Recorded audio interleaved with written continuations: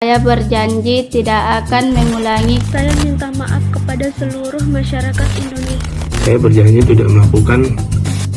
Wait, sudah ada video klarifikasinya sambil minta maaf dan nangis-nangis. Nggak nangis ditahu pasang-pasang muka tidak berdosa ji. Jadi selesai mini kasusnya kadi tahu jadinya toh. Pertama melakukan hal goblok, kemudian viral, lalu minta maaf. Mirip sekali sinetronnya Indosiar yang gampang sekali tertebak jalan ceritanya. Mantapnya dia hukuman plus 62. Apa kabar ini yang menghina pemerintah dan presiden yang sekarang tertunduk malu di balik jeruji? Mengapa saat pemerintah dihina pelaku dapat hukuman pidana, tapi saat ada yang menghina agama setelah klarifikasi dan minta maaf setelah itu dilupakan? Oh, atau sekarang sama sudah berubah, di mana pemerintah sekarang lebih tinggi kedudukannya daripada Tuhan. Masa ia menghina sesama manusia dipenjarakan, namun menghina Tuhan dimaafkan? Bukannya apa toh kalau tidak ada hukum yang menindaklanjuti kasus seperti ini bakalan tidak ada efek jerah. Ya tunggu lagi, besok-besok akan muncul lagi binatang-binatang yang menjadikan agama sebagai lelucon.